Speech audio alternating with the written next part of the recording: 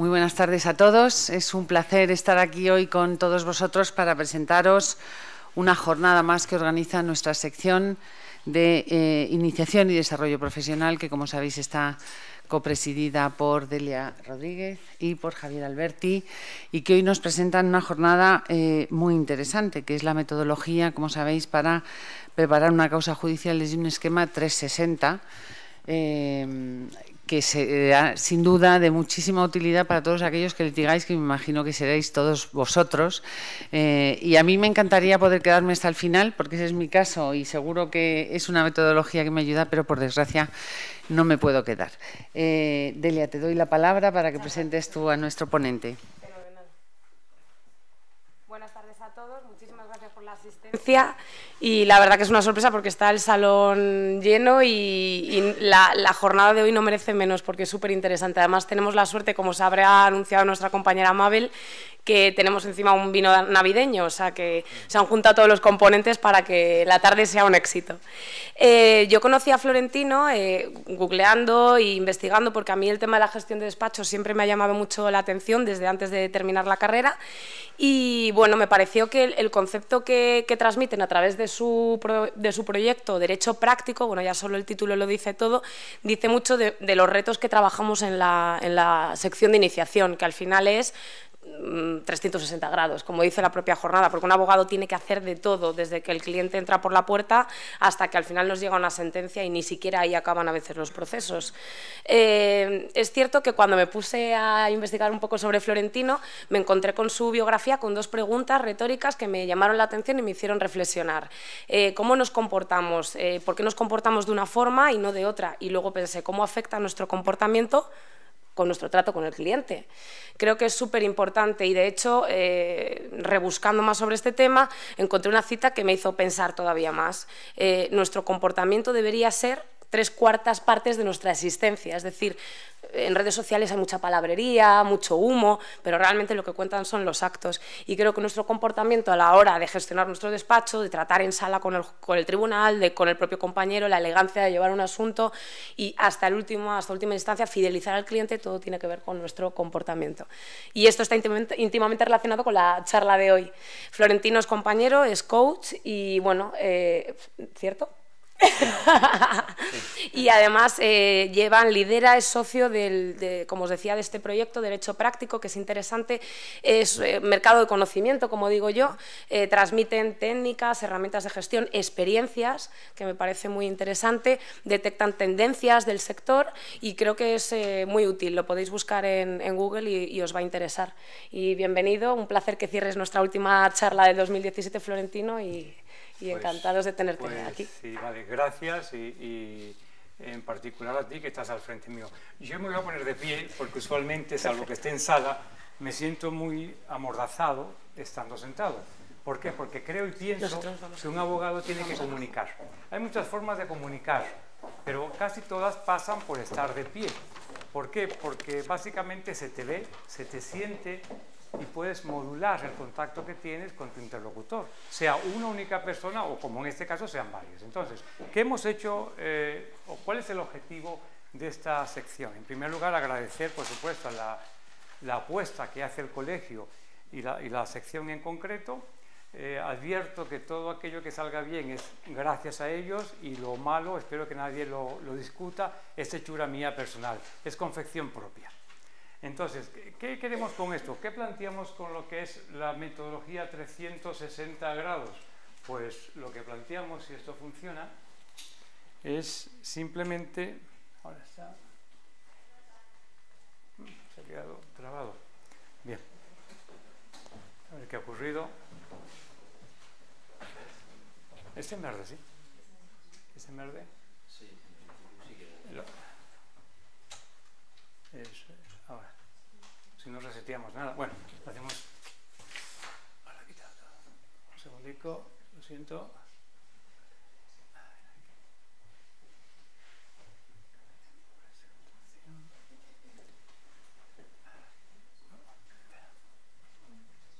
Ahora. Eso es. Y ahora sí funciona, ¿no? Perfecto. Sí. En principio, plantearse varias preguntas. Siento mucho traer más preguntas que respuestas, pero creo que es lo importante, que las preguntas te las hagas tú y, por supuesto, las respondas con lo que consigas de los demás, pero sobre todo de ti. Yo ignoro cuáles son tus objetivos. Espero que no sea pasarla bien esta tarde, de manera pasiva. Yo te cuento mi pretensión. Primero, que te des cuenta de que lo realmente importante no es el conocimiento, ni las capacidades, ni las habilidades. Lo realmente importante es tu estabilidad emocional. Es muy difícil mantener una estabilidad emocional en nuestro trabajo, porque tenemos conflictos con los clientes, con la familia, con el juez, con los compañeros e incluso con nosotros mismos.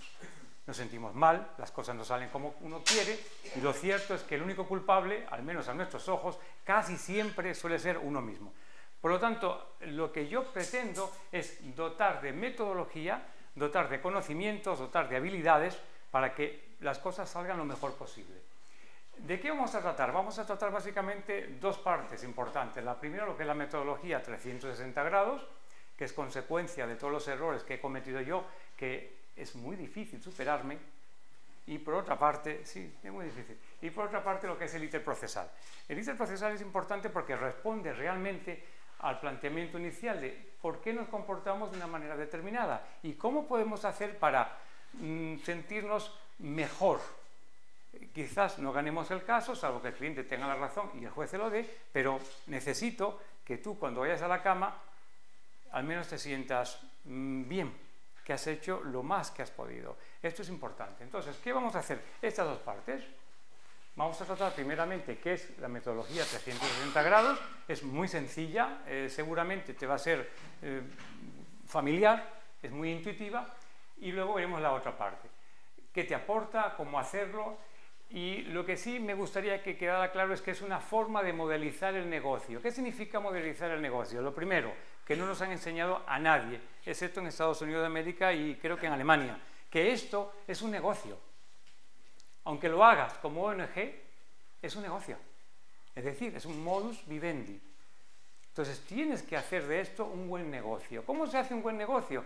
Pues hay que utilizar términos que lo veremos a continuación como gestión del conocimiento, como gestión de herramientas, como gestión del tiempo, y de esto vamos a tratar. Entonces, el modelo 360 grados no es más que básicamente y como esquema esto que estás viendo, es decir, ante un hecho cualquiera que se te plantee, un divorcio, una querella, una reclamación de dinero, lo que fuera, tienes una serie de hechos que tienes que discernir, identificarlos, tienen que ser hechos de interés jurídico, lo remarcaremos a lo largo de la presentación.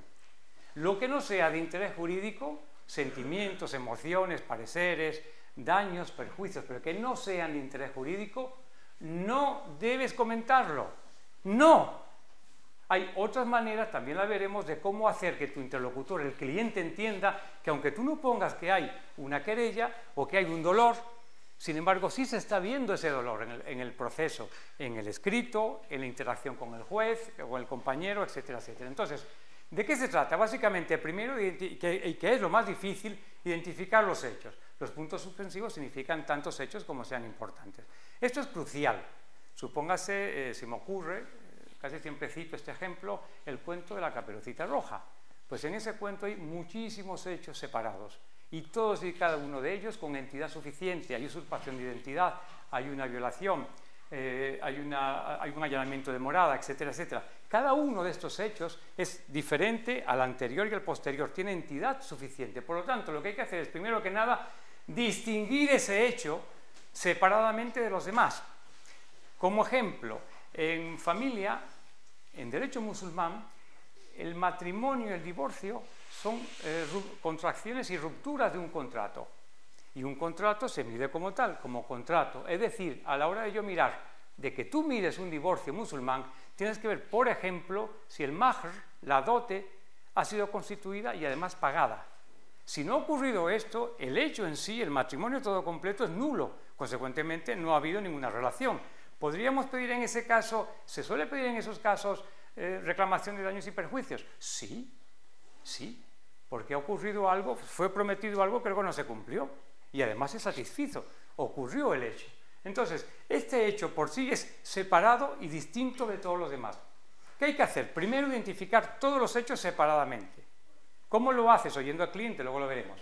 Luego, sobre estos hechos, identificar la figura jurídica que lo cubre y, en lo posible, hacer un uso extensivo de la imaginación y ver y pensar distintas figuras jurídicas, no solamente el derecho español, no solamente el derecho nacional, hay derecho foral que se puede utilizar y es importante, derecho europeo y derecho además de otros continentes. Está también, por ejemplo, el derecho panafricano, el derecho panamericano, porque lo que tendemos, al menos en Europa, es lo que yo percibo en mis viajes a Francia, es que constantemente que hay una línea casi inequívoca y que se va a llevar a cabo de unificación, sino de los derechos y de la interpretación de los derechos.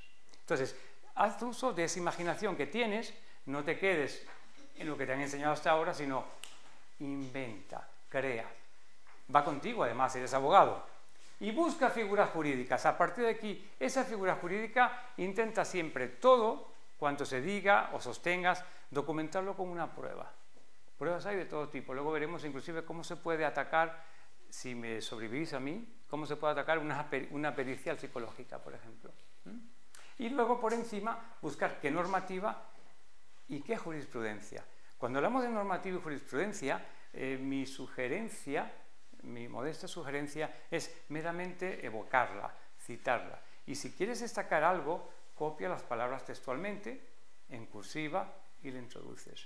Pero veremos luego por qué. No copies todo, copia lo menos posible de esa sentencia, de esa fuente, porque ¿qué va a ocurrir? Que aburres. Veremos por qué aburres. Entonces, esto es básicamente de lo que se trata, de hacerlo de esta forma. Pero hay un añadido, y es lo que le da gracia a este esquema que tú seguramente harás, inclusive inconscientemente. ¿Y cuál es el añadido? Pues sencillamente que tienes que hacer esto exactamente de la otra parte. Es decir, yo tengo estos hechos, estas circunstancias, tengo la figura jurídica que lo cubre, la prueba, y tengo que pensar, bueno, ¿y qué haría la contraparte, sea quien sea, si estuviera contra mí en este caso? ¿Cómo justificaría el allanamiento de la morada del lobo feroz? ¿No? Fue quien allanó la morada, no la abuela de la Caperucita. ¿Cómo justificaría yo la relación del lobo feroz con la Caperucita? Creo que sería un bestialismo, ¿no? Pero a la inversa. ¿Está eso contemplado? ¿Existe esa figura jurídica? No. Pero bueno, ¿y si él argumenta, qué podría hacer? ¿Cómo puedo yo ponerme al otro lado de la sala? Pues muy sencillo. Imagínate que estás defendiendo no a la persona con la que te has comprometido, sino a la otra parte. Créeme que la primera vez, como todo, suele ser no muy fácil, pero a medida que lo vayas haciendo, cada vez va a ser mucho más fácil. Y esto es lo que le da gracia a este planteamiento. Entonces, una cosa importante, para mí, los dos factores, ¿qué lo significan? Lo primero, que esquematiza tus actuaciones. Una vez que empiezas a hacerlo de esta manera, automáticamente vas a seguir haciéndolo. Te habitúas muy bien. Luego veremos los resultados, los aspectos positivos. Y segundo, que tú modelizas la dinámica del negocio. De lo que se trata es más o menos de lo siguiente, que hagas el esquema y, lo veremos también a continuación, si no puedes ir, se lo des a otro compañero, compañera, y te pueda suplir sin ningún problema.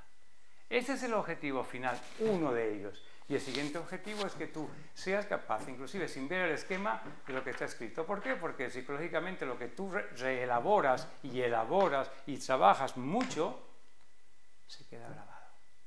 Es la huella de la memoria. Entonces, esta es la ventaja y la bondad de ese sistema. Esquematiza y además modeliza el negocio. ¿Por qué modeliza el negocio? Muy sencillo, porque vas a llegar a identificar aspectos claves que luego tú puedes reiterar en cualquier otro escrito de demanda que tú hagas. Esto entiendo que no es nada nuevo, que tú lo haces siempre, pero hay que depurarlo, hay que hacerlo un hábito constantemente. Bien, ¿cuáles son las ventajas? Lo primero y lo más importante, hay una comprensión global del caso. Es decir, todo aquello que está en el caso, tú lo dominas. Y no importa el tiempo que haya pasado desde que lo iniciaste al principio, es que hayan pasado 4 años, con la mera observación del esquema que vas a hacer a mano, lo vas a recordar. Es un proceso normal que luego explicaremos cómo ocurre con los testigos. Bien, otro que, fijaros lo que está escrito, no lo voy a leer yo, pero de un vistazo, en 1 o 2 folios, no más, salvo que el caso sea muy complejo, 3, 4, 5, los que hagan falta, tienes en papel o formato electrónico, el que fuera, todos los escenarios posibles. Es decir, vas a poder inclusive ver o vislumbrar la posibilidad de que se contemple algo que tú no hayas visto desde el principio. Y, a mi juicio, además de memorizarlo, es que vas a poder automatizar estos procesos. Y esto es negocio. Y tu negocio es estresarte, que es muy difícil, lo menos posible, y si no ganas mucho, por lo menos ganar en tranquilidad, que no es poco. Realmente lo que se pretende es ganar mucho dinero, pero a veces no a costa de la tranquilidad de uno. Pues bien, dicho todo esto, que está escrito, lo puedes leer mejor que yo, la pregunta clave, ¿cómo hacerlo? Lo primero, hechos, fragmentar el relato de tu cliente, luego veremos cómo hacer la entrevista, de forma tal que tengamos varios hechos con entidad propia. Intentemos cribarlo, quitar la paja, lo que está de más, lo que sea superfluo, quítalo. Emociones, quítalo, excepto que la puedas cuantificar. ¿Cómo puedo yo cuantificar una emoción, compañeros? ¿Cómo? ¿Cómo puedo yo cuantificar una emoción? Podéis responder solo uno, ¿eh? ¿Cómo? Por ejemplo, acreditan un daño con peritaje psicológico. Peritaje psicológico, perfecto. Ahí está. Ahí lo puedo yo acreditar. ¿De qué vale que ponga que la cliente sufrió después de lo que haya ocurrido? No, adjunta la pericial, entresaca las partes que te interesen, por favor, busca algo de normativa y de jurisprudencia y refiérelo íntegramente. Y luego, por favor, al final, cuando me pongas como último hecho, sugiero que hagas una relación de los documentos adjuntos. ¿Por qué? Con dos finalidades. No lo he puesto aquí, pero va a ser muy fácilmente entendible por ti. Dos finalidades. Primero, tenerlo todo a mano. Y segundo, en ese cuadro, en esa tabla, vas a volver a colocar lo que tú quieres que el juez lea. ¿Me explico? Y así contamino. Si yo estoy constantemente diciéndote que tú eres el mejor, tú eres el mejor, tú eres el mejor, al final soy el mejor. Si yo en el relato fáctico, la causa petendi, recordamos que tiene dos partes fundamentales, el relato fáctico y la fundamentación jurídica, en lo que sostiene a lo que yo voy a pedir, ¿no? Al petitum, al suplico, llamamos en España suplico, el nombre técnico es petitum. ¿Cómo logro yo que el juez vea una y otra vez lo mismo? Escribiéndolo. Por mucho que me ponga yo a transmitir el pensamiento, no le llega. No le llega. Luego veremos cómo el juez decide. Pues bien, hay que ubicar e identificar unidades fácticas. Hechos judicializables, no cualquier cosa. Pero si tú contemplas un hecho que puede ser judicializable, busca algo de normativa, jurisprudencia parecida y añádelo. Advierte que no está codificado, pero que en otras partes del mundo, no sé, se me ocurre, en un país musulmán o países de la Commonwealth, ese hecho concreto sí está judicializado. De esa forma, ¿qué estamos haciendo? Propiciando la posibilidad de que haya una consulta a Estrasburgo, por ejemplo, lo cual te viene muy bien a ti porque va a ser de renombre para ti, ¿no? Entonces, ¿qué tenemos que hacer? Pues, entre otras cosas, cosas de este tipo. Importante, y con esto pasamos a la siguiente unidad, detalles, detalles, detalles. Detalles de interés jurídico que sean importantes. Bien, dicho esto, ¿qué hay que hacer? Pues buscar, identificar las unidades fácticas, buscar efectivamente lo que estáis viendo allí, el hecho, sus detalles. Pasamos a continuación a buscar la fundamentación jurídica. Si es posible, metamos doctrina. ¿De dónde sacamos la doctrina? ¿De los textos? Sí, pero los jueces son personas como tú y yo. Y si tú me invocas a mí, mejor que si invocas a otra persona. Por lo tanto, utilicemos jurisprudencia más que doctrina. Quiero decir, que doctrina científica. ¿Me explico? Mejor. ¿Por qué? Porque a nadie halaga un caramelo. Vale. Y dicho esto, pues como último paso, la prueba. Buscar en la prueba aquello que nos aporta firmeza, certeza, criterios inequívocos. Como estás viendo, esta es la parte que tú tendrías que hacer. Parece compleja, pero créeme que no lo es. La idea, ¿cuál es? La idea es que lo tengas en mente y sepas en cualquier momento, con respecto a cualquier hecho, qué va a ocurrir y qué está ocurriendo. Y ahora viene lo que hablábamos antes, la contraparte. Exactamente igual. Exactamente igual. Un ejemplo teórico sería este. Hay un hecho concreto, un trabajador inicia su contrato de trabajo en una fecha determinada, ocurre una movilidad funcional, que es un hecho quizás sin relevancia en principio, pero es que luego ocurre un accidente laboral. Pues aquí se presentan varios aspectos. Tienes que pensar de tu parte, de tu enfoque y del enfoque de la otra persona. Igual nos pasa en familia, igual nos pasa en el área de la jurisdicción criminal, en la jurisdicción militar, etcétera, etcétera. Es exactamente lo mismo. Yo hago el primer esquema para mí, lo que yo estoy defendiendo, y luego me pongo en la otra parte. Con esto me adelanto y además estoy preparado para cuando me digan cualquier cosa que yo no haya contemplado. No estoy tan perdido. Bien, dicho esto, ese es el esquema 360 grados. Ahora viene la otra parte. Una parte que es igual de... por detrás, en la siguiente folio, en la siguiente página, esto sigue con el juicio laboral. He puesto juicio laboral porque es un juicio muy dinámico en el que no tienes que anunciar la prueba. Puedes salir con cualquier cosa en cualquier momento y vale, siempre y cuando no sea irrito. Allí ya sabes que hay en la fase de alegación y en la fase de prueba las conclusiones. Pues se trata de que tú allí describas si ocurre alguna anomalía para que la puedas mencionar o para que el compañero que te supla lo pueda decir por ti. ¿Se entiende esa parte, verdad? Esto es mero automatismo. ¿Se ve claro? ¿No se ve bien? ¿Está en castellano? Vale. Entonces, dicho todo esto, esta es la primera parte. Ahora, ¿de dónde ha salido todo esto? Pues de tu experiencia, de cuando no lo haces tan bien, de cuando te salen con algo que no habías previsto y que podías haber pensado, de cuando no estás seguro. Entonces, vamos a ver ahora la siguiente parte. La siguiente parte consta o tiene tres macrofases. La primera, la gestión del cliente, que para mí creo que es muy importante, para ti no, porque tus clientes te buscan a ti, están dispuestos a pagarte lo que tú le pidas y vienen únicamente porque tú eres tú. Pero como yo no tengo esa suerte que tienes tú, me las tengo que ingeniar. Luego la segunda parte, si aceptas o no el caso, ¿cómo aceptas el caso? ¿Por qué aceptas el caso? ¿Cuándo no aceptar el caso? O si lo aceptas, a sabiendas de qué. Y la última parte, el íter procesal, donde vamos a entrar mucho más en materia de sala. Entonces, hagamos por favor de los problemas algún tipo de solución. Este es el esquema general. ¿Se ve bien al fondo el esquema general? ¿Sí? Vale. Bien. Este es el esquema general y está dividido, por así decirlo, en 3 partes. Por una parte, lo que está en un recuadro azul arriba, que es antes de aceptar el caso, arriba del todo, que ocurre un incidente. Uno o varios incidentes, estos incidentes, aparentemente alguien se ve afectado por que han ocurrido, porque han acaecido. Perfecto. Viene luego la siguiente fase. Yo lo separo en fases porque psicológicamente es muy importante. No ocurre todo simultáneamente. Primero a mí me pasa algo, a tu cliente le ocurre algo, o él cree que le ha pasado algo, que se le han afectado sus derechos, luego lo digiere, veremos un poco cómo funciona la memoria, luego, después o durante el estrés, él mismo o alguien, o si es preceptivo, el cauce normal de la normativa, o le impone asesoría o le obligan a ir a un juicio. Es ese momento en que luego va a buscar de ti. Luego ocurre cuando está en la entrevista contigo, ambos dos tenemos que decidir 3 cosas: costes, viabilidad y oportunidad. Veremos en qué consisten.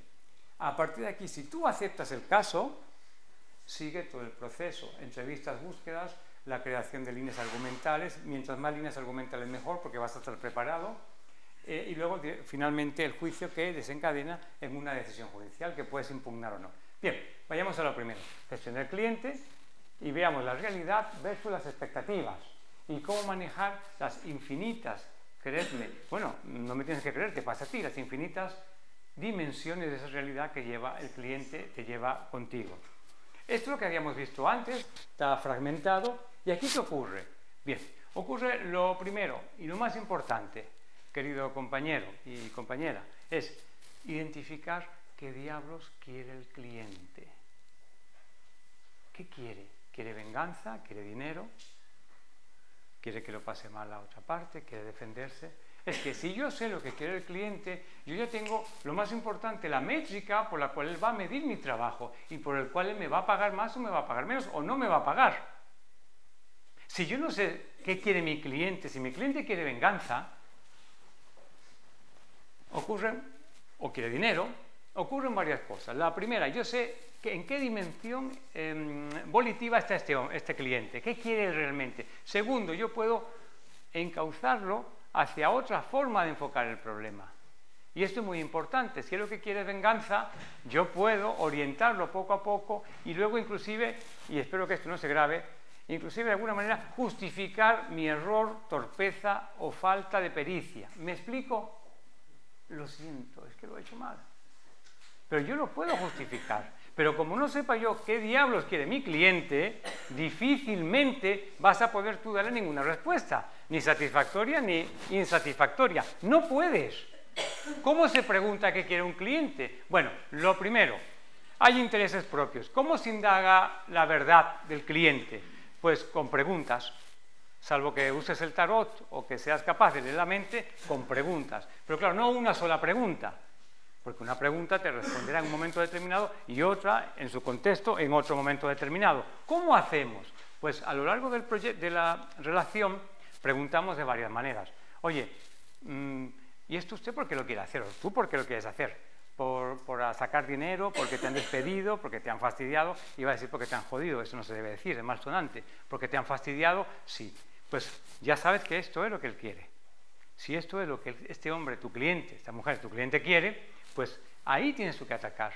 Porque además luego te va a permitir una cosa interesantísima, que es en los petitums buscar alternativas. Subsidiariamente, si usted no me da este dinero, me da este otro, si no me da este otro, si no me da esto. Pero si yo no sé lo que quiere mi cliente, ¿cómo voy yo a jugar con él? No puedo. Entonces, lo primero es esto.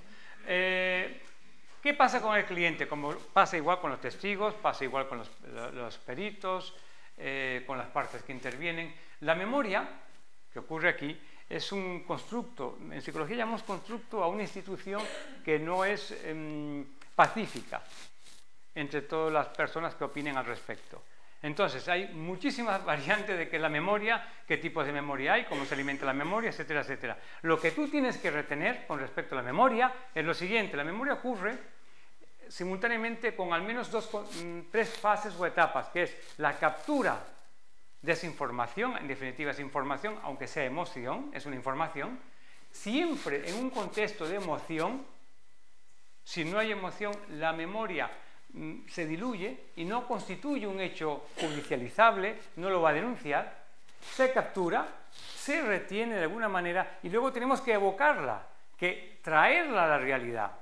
Por eso muchas veces las partes, sin querer, mienten, es decir, deforman la realidad, porque el proceso de evocación, de captura, de retrotraer esa verdad que ocurrió en un momento determinado ha sido manipulada. ¿Cuándo ocurre esto? Que es lo que tú tienes que argumentar, por ejemplo, en periciales, cuando a las partes o a los testigos le han estado preguntando muchas personas durante mucho tiempo.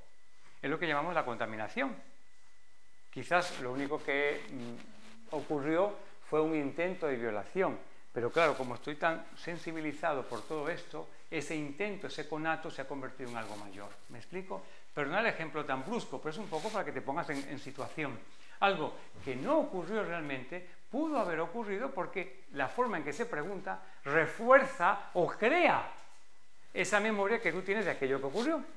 Por lo tanto, la memoria tienes tú que intentar siempre, desde distintos puntos de vista, preguntarle o tratar de extraer la realidad al cliente. De hecho, una forma que no se debe hacer es preguntarle o preparar a tu cliente o al testigo diciéndole que describa lo que ocurrió desde distintos puntos de vista. Esto no se debe hacer. ¿Me explico? Porque esto recrea la realidad de una forma o de otra y luego yo voy a creerme lo que yo he recreado.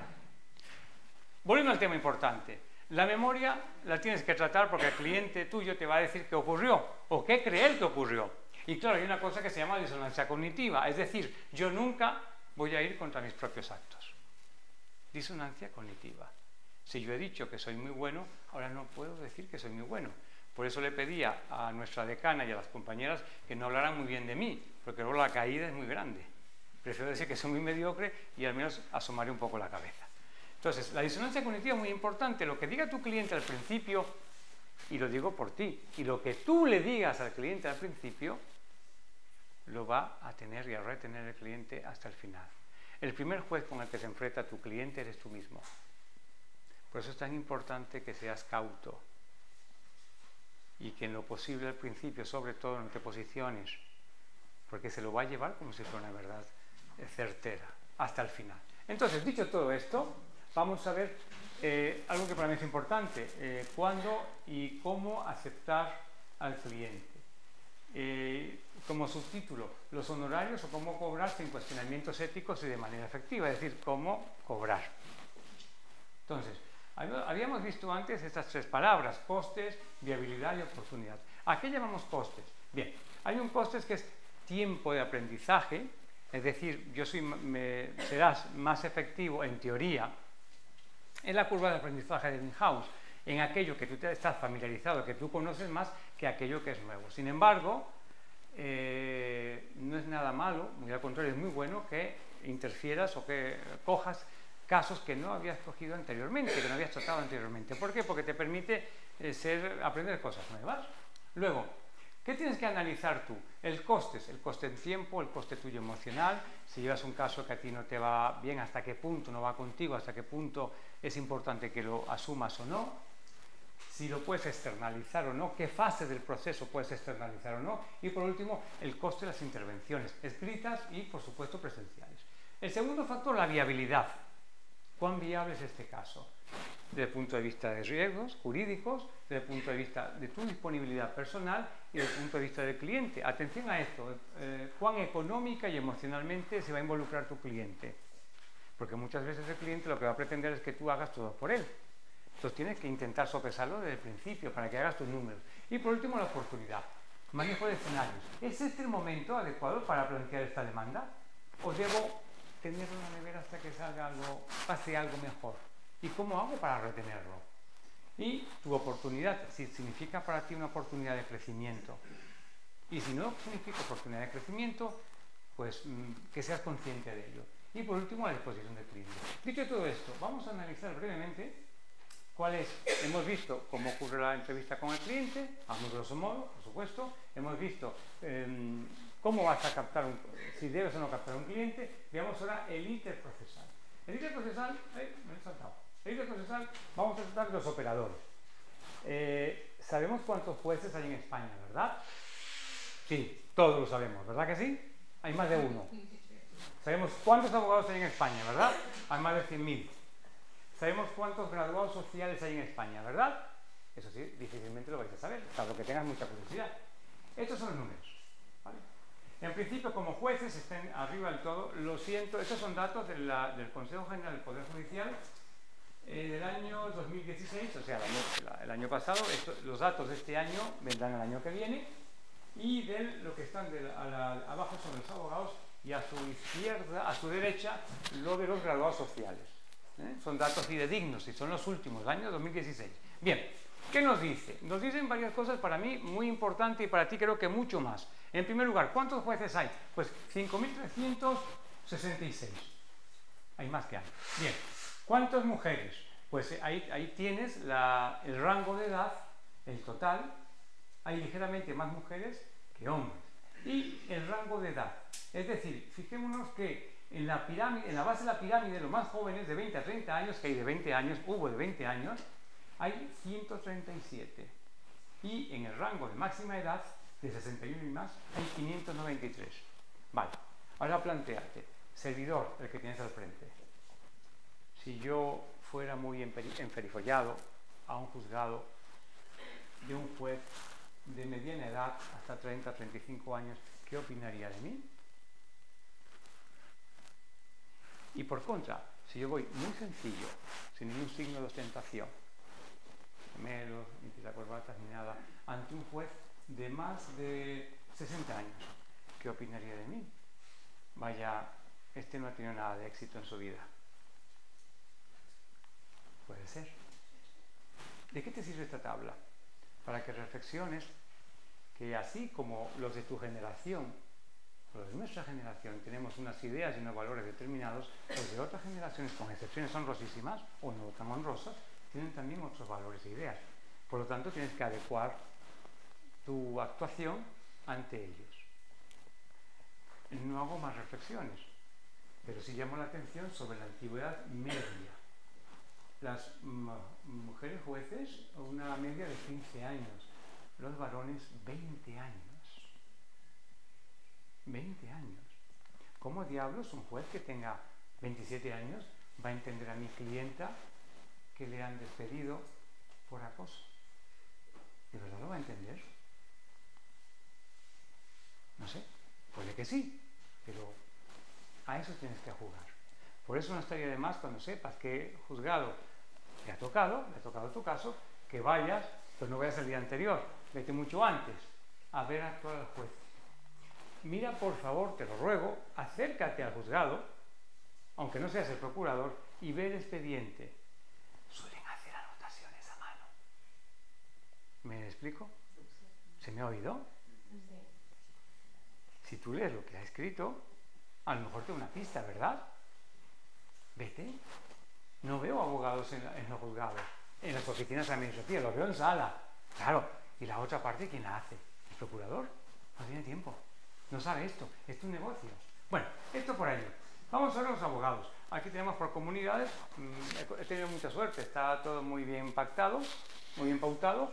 Y somos en total unos residentes, entiendo que son ejercientes, 140.000. Y en Madrid, concretamente, la Comunidad de Madrid, somos 36.000.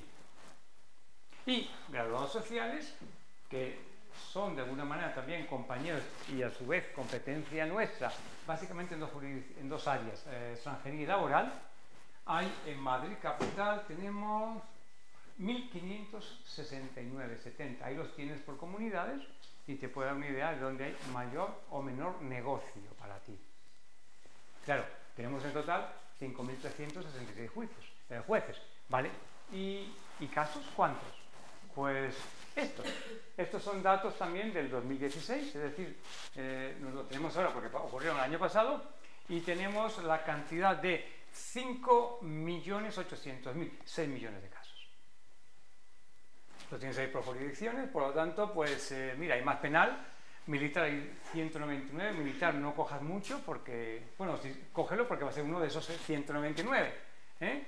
Y ejecuciones, que es otra parte del negocio que pocos abogados nos fijamos, tenemos esa cantidad, 1 millón registradas, 1.300.000 porque son del periodo anterior.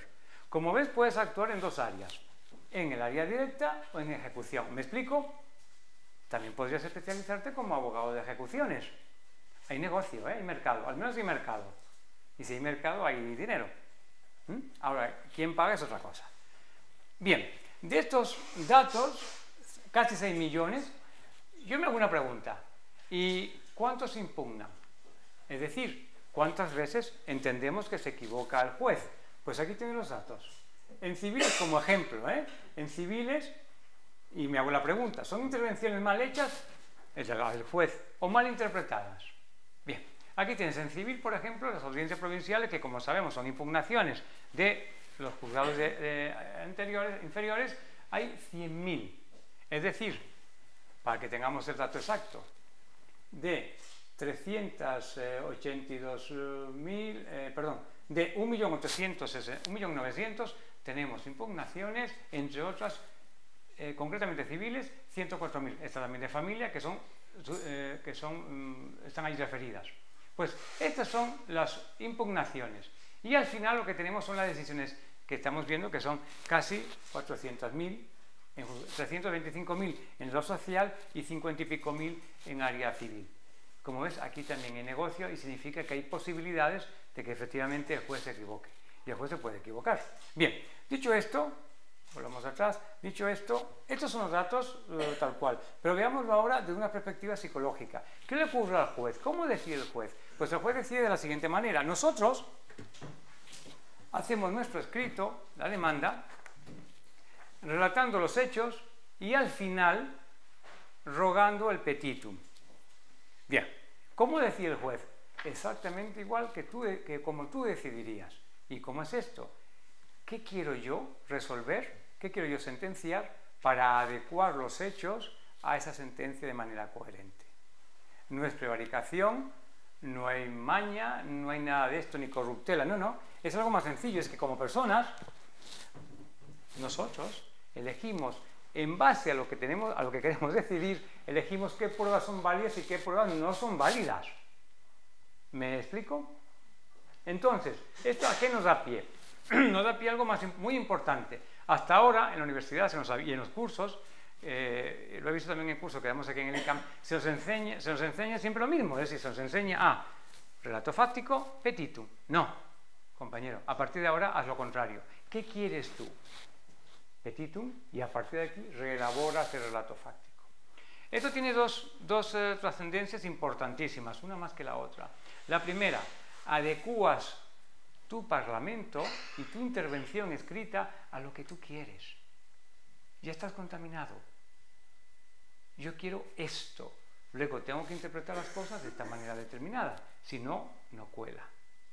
Y segundo, al juez de alguna manera se le va guiando. Si yo me dedico únicamente a hacer una impoluta relación de los hechos, descripción de los hechos que han acontecido, para que él decida, pues no hago nada, no intervengo de ninguna manera. Lo ideal que es que yo le diga a él cómo interpretar los hechos conforme a Petit. ¿Cómo ocurre la memoria? Muy grosso modo, porque es muy complejo, pero lo que ocurre es hay un fenómeno externo o interno y es percibido. Al ser percibido, siempre con emociones por debajo, positivas o negativas, pero siempre con emociones, si no da más, no da juego. Esta emoción es interpretada, retenida y guardada en memoria. De tal forma que luego se le puede evocar. ¿Cómo se puede evocar? Que es lo que hacemos con los testigos, o deberíamos de hacerlos. Ponernos en situación. ¿Cómo se pone en situación? Un relato breve. Mire, usted el día tal, el día miércoles a las 10 de la noche, ¿dónde estaba? Mientras más datos le damos, más estamos levantando su rastro mnemotécnico. Y eso es lo importante. Entonces, hecho la memoria luego es, crear la memoria es cómo la evoca y por último, qué expresa. Tenemos que ayudar al cliente, al testigo y sobre todo al testigo de la otra parte a que saque información válida para nosotros. Bien, dicho esto, pues vamos a sala. ¿Cuál es el ítem procesal? Vamos a verlo ahora y cómo la lógica de esas resoluciones. Pues bien, en principio va a ocurrir esto. Una resolución judicial convence o no, una vez que convence al juez se le busca el marco normativo, la jurisprudencia y ata la sentencia.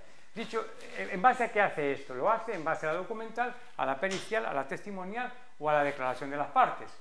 Y esto es el proceso judicial, no hay otra cosa. Estos decimos nosotros que es el principio de sana crítica y libre valoración de la prueba. Falso. Bueno, es libre en cuanto a que es subjetivo, pero es subjetiva interpretación de la prueba. Así de claro. El que diga lo contrario, pues está diciendo una parte de la realidad, pero no está diciendo la verdad de fondo, que es la que hay que ver. ¿Cuál es el enfoque psicológico? Pues es esto, yo percibo algo, yo lo interpreto automáticamente, de hecho tu juez seguramente ya tiene una postura con respecto al caso que tú le vas a plantear. ¿Qué hacer en este caso? Si yo sé el número de juzgado y yo sé cuál es el juez y yo tengo internet y tengo un teclado y tengo un ordenador, ¿qué hago? Busco juzgado número tal o juez número tal. Ay, pensé que me llamaba algo. Juez número tal, qué y cómo ha decidido en un caso parecido al mío. Cuántas sentencias desestimatorias, cuántas sentencias estimatorias y si es posible, porque me lo dice la sentencia, cómo razonó él. Si yo sé cómo razonó él, a qué le doy importancia, si estoy hablando, por ejemplo, de reclamaciones bancarias, pues yo puedo orientar mi demanda en esa línea. Utilizo el modelo general y luego utilizo las palabras o el concepto o el enfoque que le da este juez. ¿Me explico más o menos? Más o menos, ¿eh? ¿Se está viendo? Es que tenemos que intentar hacer nuestro trabajo mejor porque, insisto, mi interés es que tú te sientas bien cuando finalice el proceso.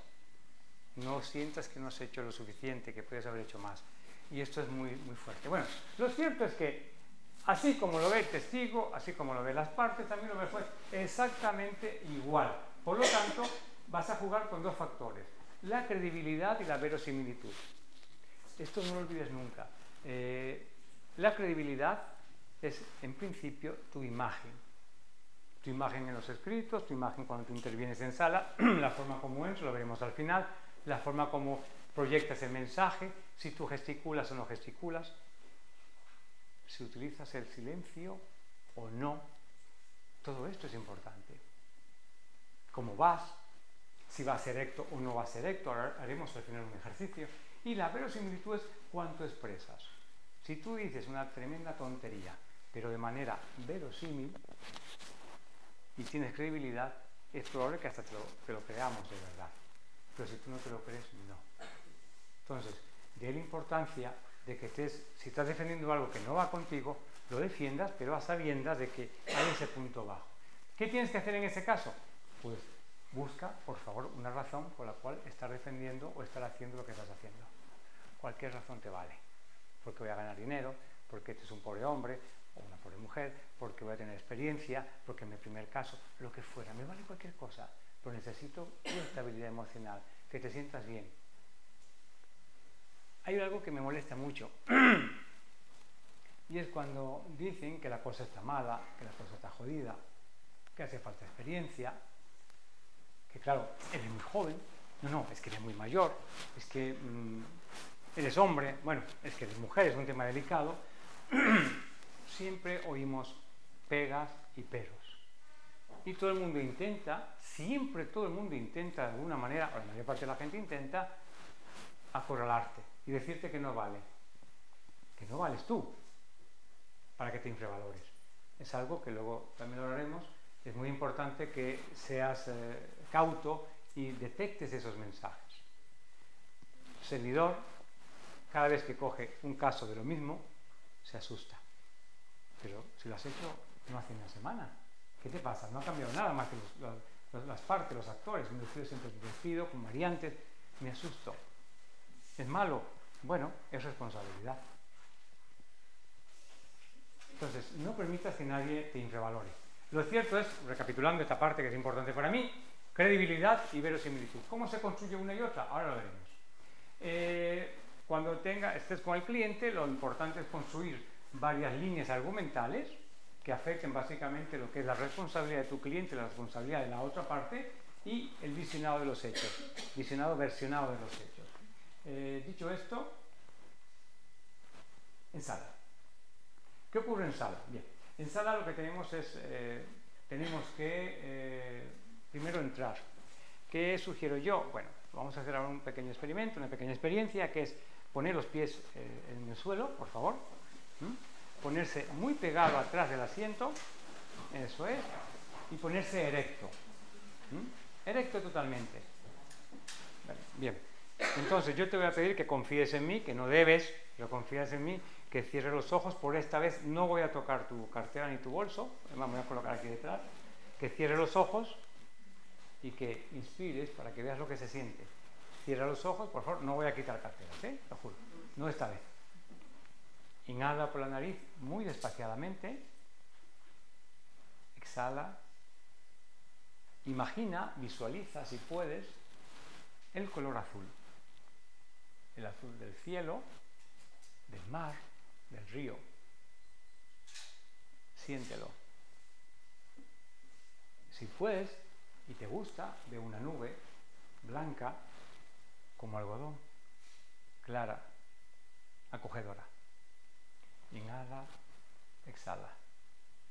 Y siente los latidos del corazón en cualquier parte del cuerpo, hasta en los cabellos, no importa. Inhala, exhala. Y cuando quieras, abre los ojos. Bien. Este es un estado de relajación. Vale. En sala es bueno estar relajado. No es bueno. Es que debiéramos estar relajados. Porque es la única forma. No sé si has notado un poco el cambio. Ocurre un proceso interno, subjetivo, y facilita que descanses por una parte, que aligerar un poco la carga de esta matraca que te estaba dando, y lo más importante, asimilar lo que hemos estado haciendo. Entonces, en sala, ¿qué hay que hacer? Bueno, lo primero que hay que hacer es entrar a la sala, porque si no se entra no se puede intervenir. Claro, y entra por la puerta, me dirá uno, seguro. Pero yo ruego, te pido que cuando entres, siente la pisada. Esto. Claro, no entres así, pero sí. ¿Por qué? Sencillo, porque estamos relajando el cuerpo. Estamos relajando.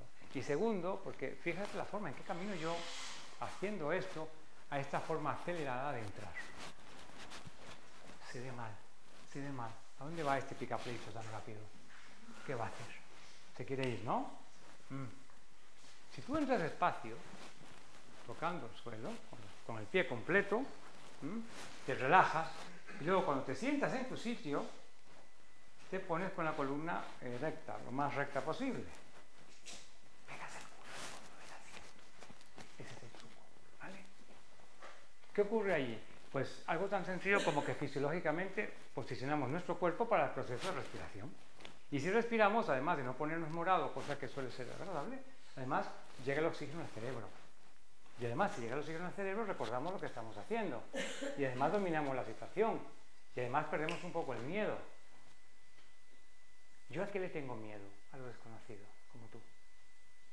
Y a lo conocido, que es malo. Como el juez en principio es desconocido, pero no me va a pegar, le temo por desconocido. No porque me vaya a pegar, ¿verdad? Entonces lo que yo necesito es que tú te tranquilices para que detectes cualquier cosa que esté ocurriendo en sala y las preguntas y los comentarios y las respuestas las puedas definir claramente. Entonces, dicho todo esto, ¿qué tenemos que hacer? Entrar erguidos, respiras mejor, preparar el caso, por supuesto, seguir el esquema, seguir a lo que surja, por supuesto. En lo posible insistir en acuerdos antes de entrar a sala. Atención con los acuerdos antes de entrar a la sala. Nunca, nunca, nunca, bajo ninguna circunstancia, nunca hagas ni inicies ninguna conversación de acuerdo delante de tu cliente. Nunca. Porque la otra parte puede decir algo a propósito para desvalorarte. Oye, ¿por qué me pides a mí 1000 si ya lo podías haber conseguido antes? Y luego, ¿cómo explicas tú eso a tu cliente? Si tú vas a hablar con la otra parte, con la abogado de la otra parte, con el graduado social de la otra parte, le llamas, oye, compañero, vamos aquí a hablar aparte. Venga, lo llevas aquí. Y lo que te diga queda entre tú y esa persona y ese compañero. No tienes que explicarle ni justificarle a tu cliente. Tu cliente está pendiente de todo. Puede inclusive llegar a malinterpretar aquello que le estás diciendo o que están hablando, que estáis hablando. Puede llegar a pensar que es otra cosa.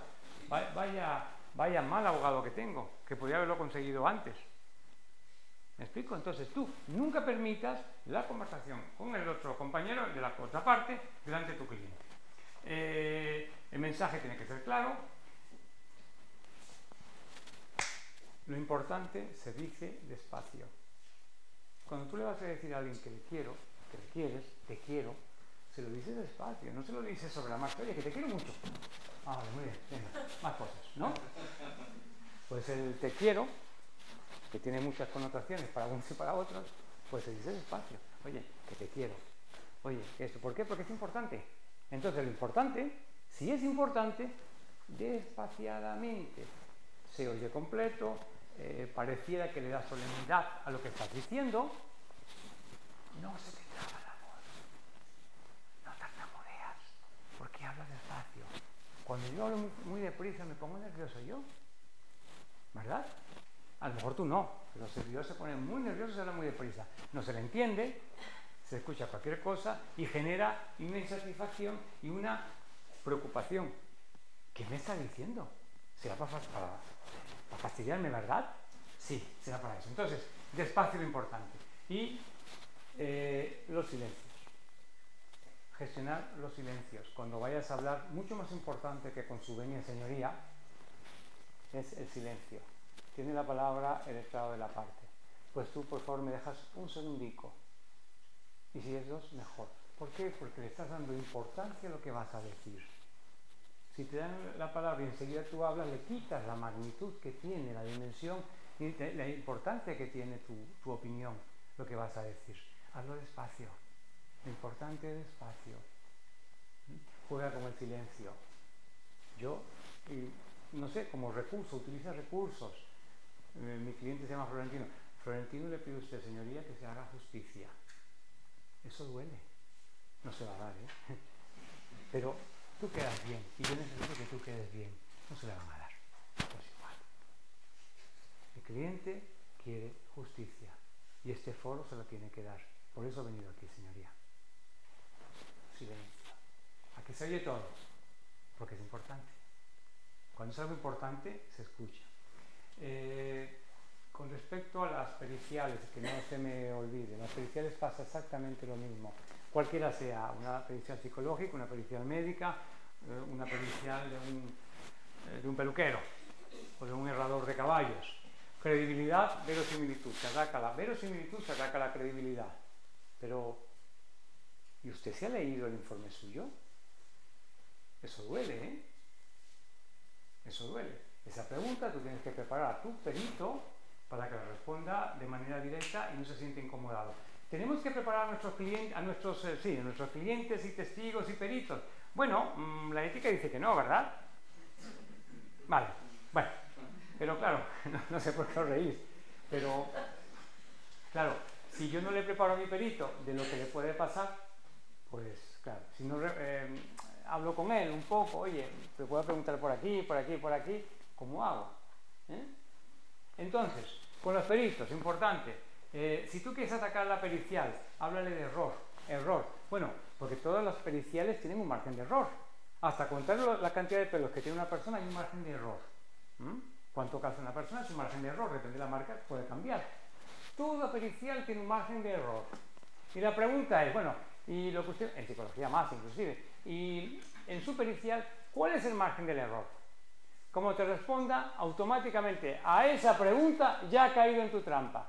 Lo que te diga no importa. En conclusiones, ¿qué vas a decir tú? Claro, es que como ha ratificado el perito, hay un margen de error. ¿Qué tendría que contestar tu perito? Tolerancia. Tolerancia. Tolerancia significa error, pero a lo fino. Esa prueba tiene una tolerancia.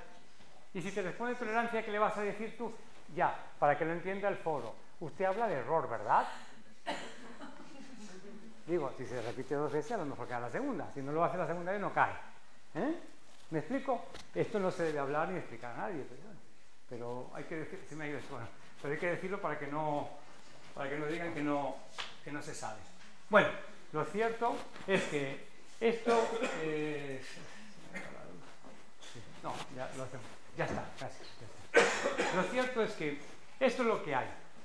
Y con la testimonial, la declaración de las partes o los testigos, pues la declaración de parte de los testigos, pues más de lo mismo que está ocurriendo.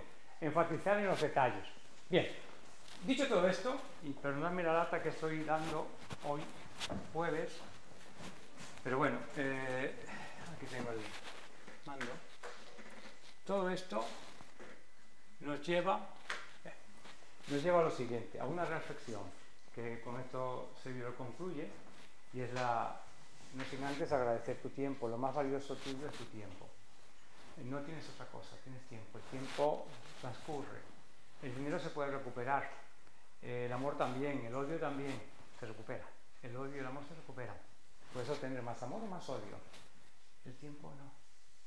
El tiempo no. El tiempo pasa. Pasa. Y salvo que tú lo recuperes de otra forma, imaginándote, no hay manera. Entonces, lo cierto es que para aprovechar ese único recurso no retornable que es el tiempo y tu estabilidad emocional, no que estés bien o mal de la cabeza, eso ya venía de antes. La estabilidad, estés bien o estés mal, pero que estés estable, que te sientas, bueno, he hecho bien, me he comportado bien y he hecho lo mejor que podía. Necesito que recuerdes eso. Varias cosas. Lo primero, la verdad no existe. Hay tantas verdades como intervengan partes, intervengan en el proceso, incluidos los abogados, los fiscales, los jueces, secretarios, etc. Segundo, tienes que automatizar tu negocio. Esto es un negocio, aunque no cobremos, aunque le paguemos a los clientes, esto es un negocio, hay que automatizarlo. Si tú eres capaz de distinguir, esto es gestión del conocimiento, se dice en inglés, para decirlo fino, knowledge management. Si tú eres capaz de detectar las palabras claves y los conceptos y su traducción a la demanda y a los escritos, pues luego podrás buscarlos en cualquier parte de tus escritos, en todo el arsenal, en la memoria que tengas de tu ordenador, y rehacer demandas escritos de manera muy rápida, inclusive aplicar ciertos conceptos de una jurisdicción a otra, ¿por qué no? Se puede hacer. Entonces, hay que identificar esos procesos. Si te habitúas a buenos hábitos, vas a ganar tiempo y vas a hacer más rentable tu negocio y tu tiempo. Vas a ganar más tiempo, porque luego es depurar lo que ya has hecho previamente. Y por último, para mí, lo más importante, y es un ruego que yo te hago a ti, y es que visualices por un instante que dentro de ti, en tu pecho, hay una llama pequeñica. Esa es la llama de la justicia. La justicia no la hacen los jueces, nunca, aunque den la razón al que la tiene, nunca la hacen. Esa llama es pequeñica, está en ti. Si por lo que fuera esa llama desaparece o amaina, desaparece la justicia. Un solo hombre o mujer justos permiten la justicia. Si se acaba eso, ya no hay más. Tienes que ser, y eres, lo quieras o no, seas consciente o no, eres el alter ego de tu cliente. Tienes que vibrar con él. Yo no me he montado nunca en un caballo, pero he oído mucho ese símil y lo veo viable. O en motos, el que anda en moto, el que anda en un caballo, es uno con su aparato, con su caballo. Tienes que ser uno de alguna manera, pero no siempre es posible. Hay casos que se dejan, hay casos que no.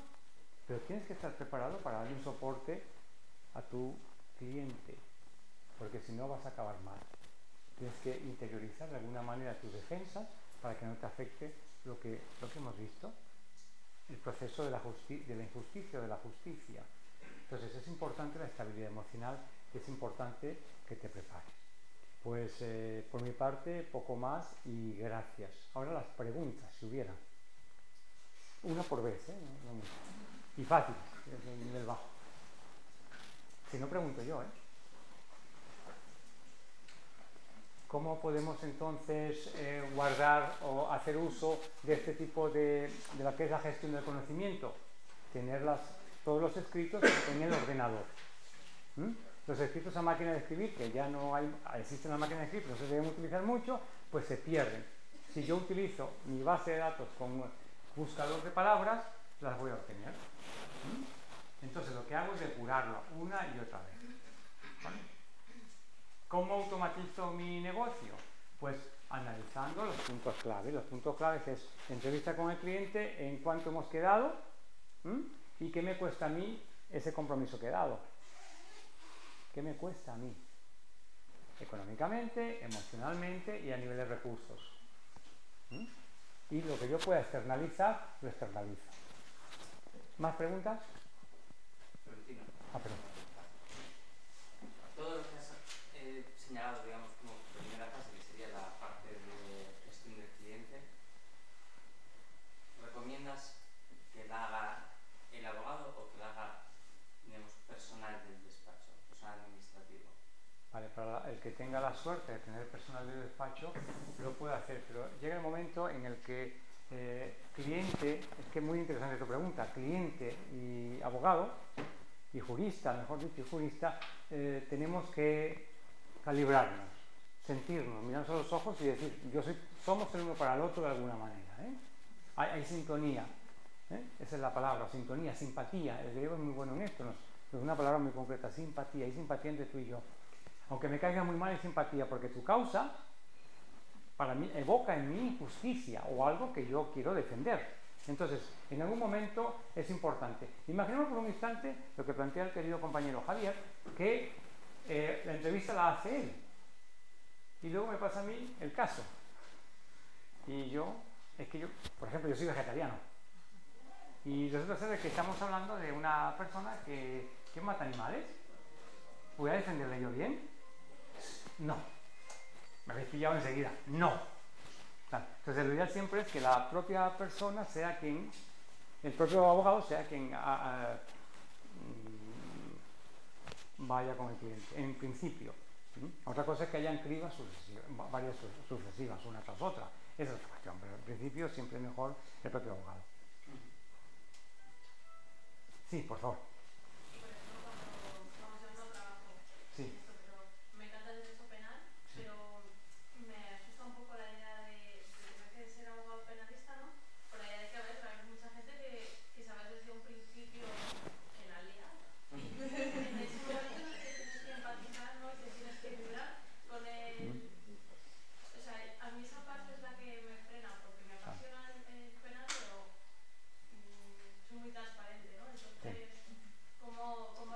¿Cómo hago? ¿Cómo te justificas? Bueno, sí, bueno, aquí dos cosas. Pues efectivamente, lo primero, has contestado muy bien a tu pregunta. En principio, tú coges el caso que te interese. En caso de que tengas que coger un caso, porque me lo dio Javier, y claro, a ver quién me paga, si no me despide, pues en ese caso tengo que buscar ser suficientemente hábil, que tú lo eres más que yo, y buscar una razón. Yo tengo muchos clientes que no me quieren a mí. Yo a ellos tampoco mucho, porque yo lo estoy haciendo igual. ¿Por qué? Porque intento buscar una causa, algo, un valor, un concepto que les identifique y con el cual yo también me identifique. Entonces, buscando, por ejemplo, que se ha hecho con él una injusticia, por ejemplo, o se le ha privado un pederasta que se le ha privado de defenderse adecuadamente. Pues tú como abogado, esa llama que tienes, que hemos hablado ahora de ella, esa llama te obliga a darle por lo menos la oportunidad de la defensa. Entonces, enfócalo hacia allí. Tu concepto, claro, es que somos, nos simultaneamos generaciones y sensibilidades muy diferentes. Tu sensibilidad, que te honra y que es muy digna, otras personas no la tienen. Pero claro, mi problema o nuestro problema eres tú, no la otra persona. La otra persona lo tiene muy fácil. Defiende porque le pagan y si no, no defiende, pero no es tu caso. En ese caso tienes que buscar inequívocamente una razón mínimamente válida para que tú puedas defenderle. Oye, porque han sido injustos con él, no le han permitido la defensa, por ejemplo. Hombre, teóricamente la hay más allá, ¿no? El derecho de defensa es esencial, pero aunque Personaliza. el proceso judicial es Sí. básico que toda persona tenga a alguien que le defienda, ¿no? Pero, Sí. pero aún así supongo que No, pero la eso... práctica, para que tu cuerpo no te delate, ¿no? Sí. Pues Sí. esa Sí. parte queda un poco... Pero tienes que personalizar, compañera. A mí lo que me preocupa más que tu cuerpo es tu estabilidad emocional. Te hace sentir mal. Hay disonancia cognitiva y va a ser tensa. Lo que tienes que hacer es buscar una causa y abstráete de la persona, de lo que ha hecho. Un pederasta, por ejemplo, pues tiene derecho, sí, tiene derecho plenamente a la justicia. Pues tú te tienes que dirigir en defensora de su justicia, porque no la ha tenido. Tú has verificado que no la ha tenido. Y si no puedes, muy fácil, te buscas a otro compañero, compañera, que lo pueda hacer por ti. Pero claro, más tarde o más temprano, los hindúes hablan del karma, te vas a tener que enfrentar a la misma piedra. Tranquila, no te preocupes. Más tarde o más temprano. El caso siguiente, no sé si la vida que viene, pero en esta vida, otro caso seguro te va a tocar. Somos imanes, atraemos esos casos. Yo no quiero pederastias, he defendido varios. Porque he constatado, me he olido que no lo son y lo he podido comprobar. ¿Vale? Pero, claro, otra cosa no. Yo, si me permites, por el tiempo, tranquilizar a la compañera. Yo sí soy penalista y creo que el 99% eran nocivos. Nunca nadie me ha dicho que haya, no utilizan tus palabras, que haya liado. Entonces creo que en ese sentido pues estar tranquila, ¿no? Los míos son sordomudos, no me dicen nada. O muchas veces te ha pasado que te han dicho qué es lo que ha pasado. Javier, compañero. Cuando el cliente te reconoce que sí lo ha hecho, Claro. entonces ¿qué haces tú cuando... Claro, ahí está. Ese es el problema. Dice la señora y te dice, mi hija, quiero que la defiendas tal y cual. Bueno, venga, la conocía la señora y viene la hija. Y cuando te cuenta la hija lo que ha hecho, te da paso. Entonces, ¿qué haces? Claro. Yo tampoco tenía un compañero al quien endosarle ese... Aquí hay varios, compañero. Aquí somos muchos, ¿eh? Luego te damos tarjetas. Hay veces que ella sí te dice lo que ha hecho y te asesina. Pero si he dicho el 99%. El 99%. Es que ese caso es el 100%. Es que... Sí, compañero. Habla para allí, por favor, para que te escuchemos todos. Sí. Antes has hablado de que se ataca la Has hablado. Somos compañeros, nos tuteamos. Me has tuteado, ¿no? Que me ha sacado usted. Vamos a tutearnos, los compañeros nos tuteamos. De lo del ataque a la credibilidad y a la verosimilitud. Esto no se hace solamente a los peritos y testigos, sino entre compañeros. Y bueno, yo te pregunto un arma para enfrentar eso, que tú me dirás una buena autoestima. Bueno, si levante la mano, quien tenga buena autoestima, desde 365 días del año, 24 horas, todo el tiempo, ¿no? A mí, pues a veces tengo el día chungo y me afecta cuando me dicen que soy muy joven, o que soy mujer, o yo qué sé, o que no sé mi profesión. Sí, sí. Muy sencillo. No te voy a hablar de autoestima porque efectivamente eso también es un bien preciado pero escaso. Fácil. ¿Me has dicho algo? No te he oído nada. Abstráete totalmente. Es que en negociación, una de las cosas que hacemos para no ofender, bueno, una de las tácticas que se utilizan para no ofender a la otra parte, la compañera, que es muy buena de familia, me está pidiendo más dinero para los niños. Y claro, yo tengo instrucciones de mi cliente que no hay más dinero. Entonces, me sigue insistiendo, 500 euros al mes, 500 euros al mes. Y yo le hablo de otras cosas. Ella me sigue insistiendo de 500 euros al mes. No insisto mucho, lo digo un par de veces. Y ya está. Y te pongo la levanta. Y se levanta y se va. Pero yo he hecho mi parte. Entonces no caigas en esas provocaciones, simplemente no las has oído. No las has oído. A ti te han insultado o te han hecho sentir mal porque eres mujer, porque eres abogada, porque eres joven, pues a mí me han hecho sentir mal por muchas otras cosas también. Yo no las oigo. No las oigo, no te oigo, no te he entendido. Sencillo. Yo ahí te voy a dar un consejo que me acabo de aplicar a mí misma hace unos días. De hecho, viene a colación de lo que te ha preguntado Javier, porque con la respuesta que le has dado, a mí me queda claro que de la preparación 360 grados lo tengo que hacer prácticamente yo todo. Y eso genera mucho estrés en la profesión. Y hace unos días, por un hecho que me ocurrió, dije, me voy a tomar la vida de otra manera. Porque, no sé vosotros, pero yo estaba con unos niveles de estrés, digo, a los 40 me quedo calva. Y me tomo todo desde un rollo mucho más zen. Cuando el compañero a veces te encuentras una agresividad que no entiendes en los compañeros de control, que parece que es algo personal, contesto de otra forma, no me lo llevo al terreno emocional. O sea, el cliente me llama y me tiene 15 minutos contándome algo, bueno, pues me estoy limando las uñas con manos libres. O sea, me tomo la vida de otra forma y creo que la meditación y el tiempo y el deporte, para nuestra profesión es muy básico para la salud mental.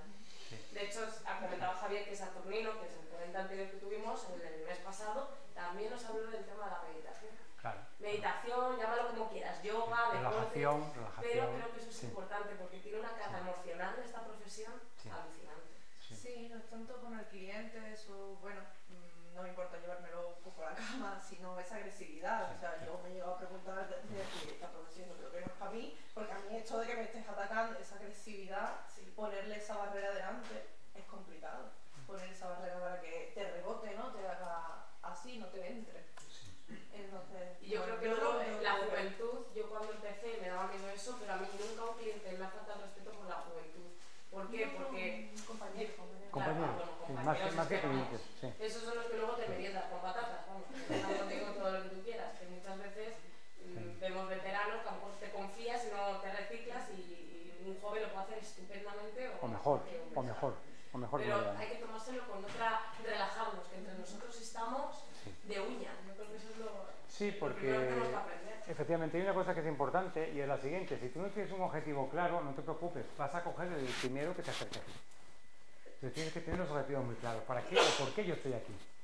Estoy aquí en este proceso, en este juicio, para defender a esta clienta. Lo que no estoy aquí es para atacarte a ti como compañero de la contraparte o para pelearme. No, en absoluto. Yo soy la voz de mi cliente, de mi representado. Entonces, tomárselo de otra forma. Relajación, por supuesto, lo que hemos hecho antes es una relajación muy ultra light, rápida, que lo que te permite es únicamente cortar con el cansancio, con el mal rollo, con lo que quieras y reiniciar el proceso. Pero sí, pero esto es que estamos en el siglo XXI y esto es normal. Entonces nuestros problemas son esos y preparémonos porque afortunadamente vienen más problemas. La globalización nos trae esta situación de que podemos estar aquí y mañana en otro sitio. Tenemos que estar preparados, hemos de estar preparados para eso. Entonces, el deporte que tiene de bueno, que te permite desahogarte, pues es importante leer, por ejemplo, tener otros hábitos, otros fines para seguir adelante. El compañerismo que se había tenido hace mucho tiempo se estancó, se interrumpió, lo estamos retomando, afortunadamente. Por eso es importante también cuando vas a hablar con un compañero que lo hagas fuera, lejos de donde está tu cliente, para evitar eso. Sí, pero tú eres muy joven, no sabes lo que estás haciendo. O sea, si te lo dice tu cliente, fíjate, genera la duda. Tú tienes que, lo llevas afuera y lo preparas. Oye, no sé cómo se fue, no sé cómo es el compañero, te vas preparando. Es muy importante lo que habéis comentado. Claro que sí, claro que sí.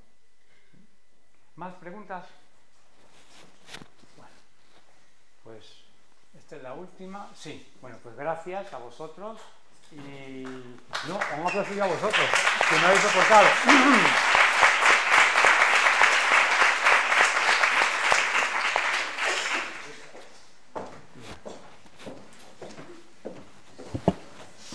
Bueno, agradeceros mucho el haber venido, como ha comentado antes Delia y Sonia, pues ahora tenemos una pequeña copa para celebrar la Navidad y también, bueno, pues para cerrar el año y cerrar no sabemos si este ciclo.